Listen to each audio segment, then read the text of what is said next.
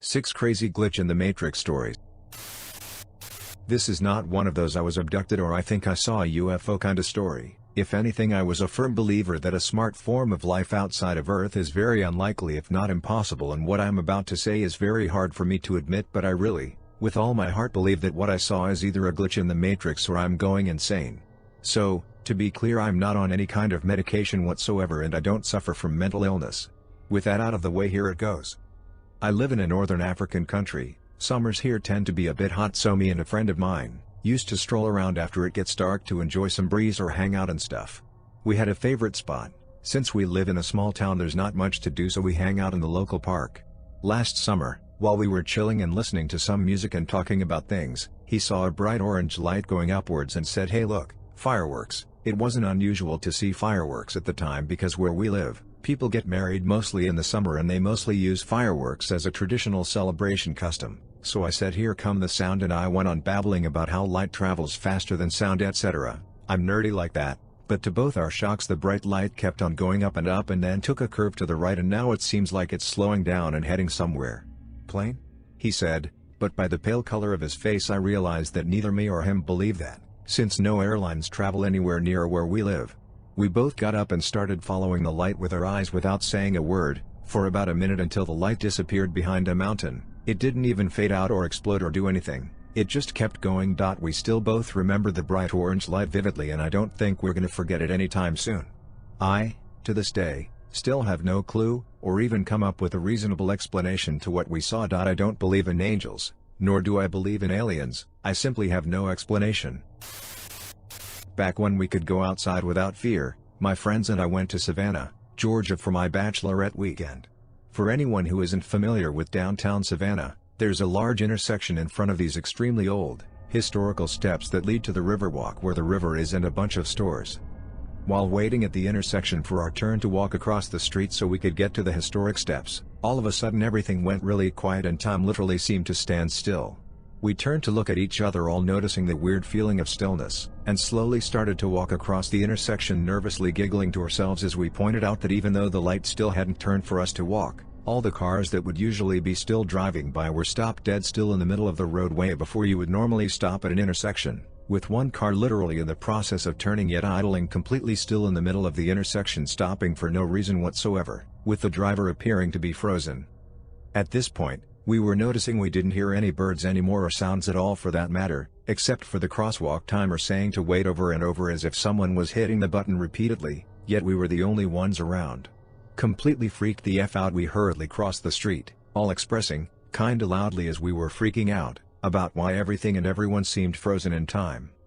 Once we made it to the other side of the road, just as quickly as the stillness began, the wind started to blow and the birds started to fly. Cars started moving again, and people that were definitely not around us before were suddenly there. We all looked at each other and around us, and I swear people probably thought we were all on drugs. I felt like Harry, Ron, and Hermione when they jumped to the regular world in the last Harry Potter, all of a sudden there when they weren't before.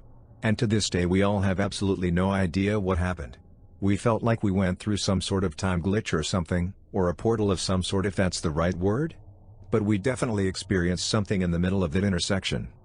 We later asked our Uber that night if it had happened to them before, to which he replied that we needed to give him whatever drugs we're on. Smiley face, if this has happened to anyone else please let me know.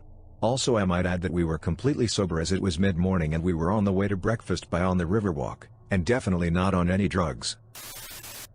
I used to bartend in the city. One morning, just when I started setting up the bar, I noticed my watch was missing from my wrist. I couldn't believe it. I had checked the time just before I got to work, so I knew for certain that I was wearing it only minutes before I lost it.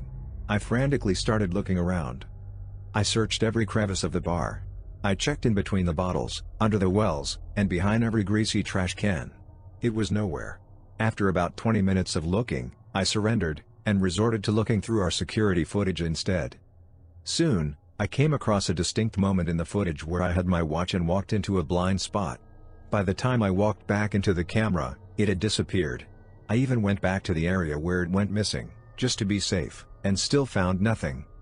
Defeated, I continued setting up the bar, and ended up getting roped into a double shift. By the time I left work, it was 9 p.m. I had worked for 12 hours, and during that time, None of the other 5 bartenders I worked with had seen it either. I accepted the fact that I would never see that watch again. For all I knew, it was sucked into the void and gone forever. Once I was home, I dragged myself to my bedroom, and turned on the lights. To my absolute shock, my watch was perfectly placed in the middle of my bed. So my best friend growing up lived right across the street from me. His name is Brad and he lived next to his best friend Liam.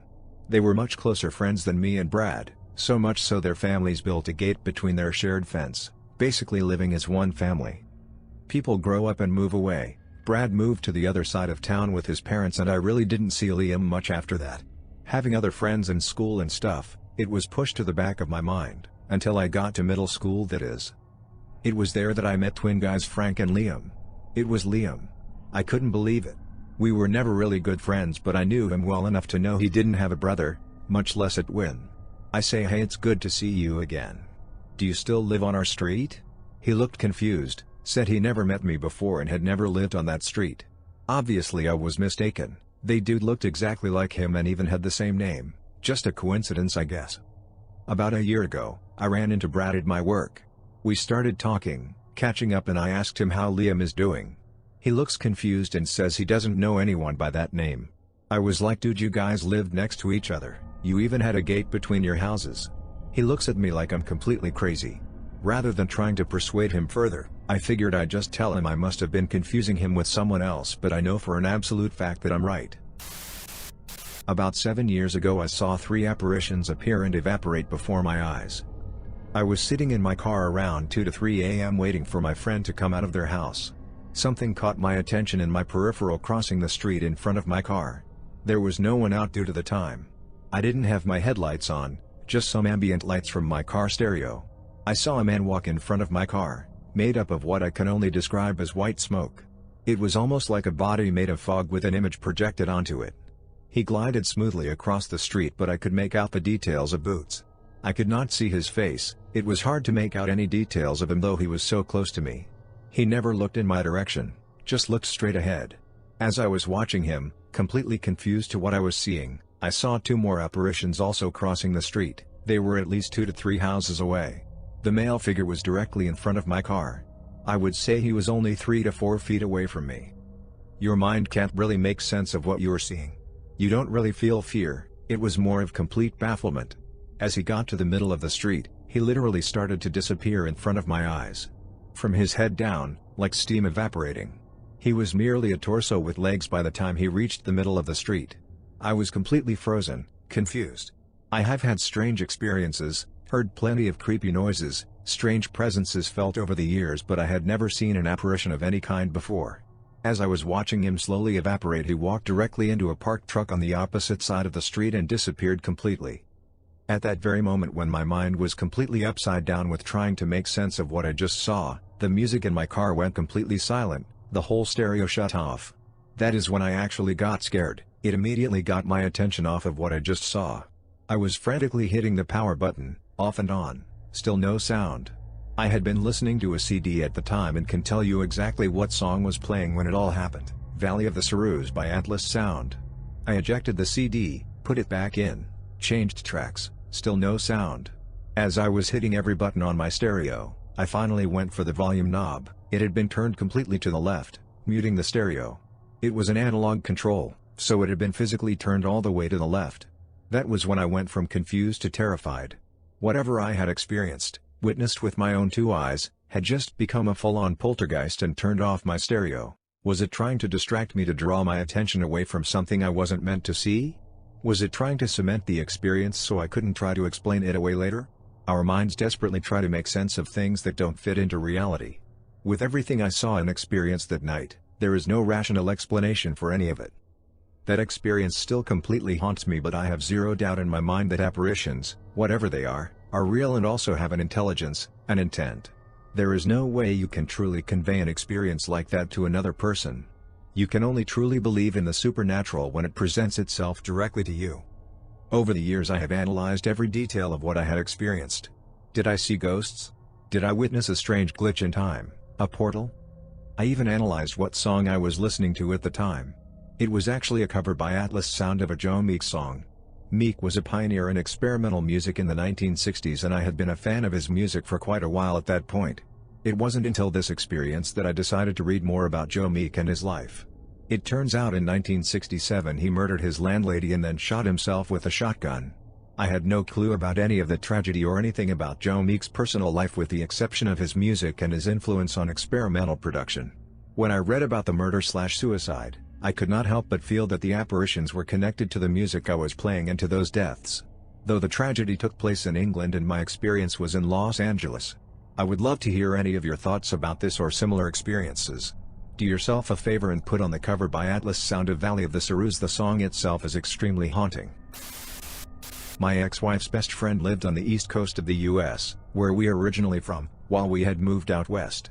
The friend had been going through some serious health problems for some time. They both are pretty spiritual, kinda new agey people. They decided that would pray simultaneously for her good health and recovery at a set time each day. They set 7 a.m. Pacific, 10 a.m. Eastern as the time. They set their phone alarms so that both their phone alarms would go off at the same time and they would take a moment to stop what they were doing and pray for the friend's good health and recovery. I remember very clearly being woken up by those alarms every morning at 7. I remember we had a few arguments about that and how I thought the whole thing was kinda silly and it was annoying to be woken up by this thing every morning. Anyway, after several weeks of these morning alarms, we were on a walk running some errands one sunny morning. It was around 10:20 a.m. Her cell phone alarm went off. She looked puzzled. I asked her what that was about. She said, "I don't know. I guess now that I think of it, my alarm didn't go off this morning at 7. I have no idea why it's going off now." Anyway, she took a quiet moment and did her prayer ritual. She talked to her friend later that day and found out that she hadn't been able to get to her scheduled 10 a.m. prayer because she had a health emergency and ended up in the emergency room. She was released from the hospital at around 1:20 p.m., which is when she remembered her prayer ritual and ended up saying her prayers then. 1:20 p.m. on the East Coast is 10:20 a.m. on the West Coast. So, somehow their phone alarms or their prayer rituals were entangled such that my ex-wife's alarm rang at 10:20 a.m. although it was still set for 7 a.m. There is a phenomenon in physics called quantum entanglement. It's as if the cell phone clock alarms were entangled. I have mulled over how such a thing could have happened.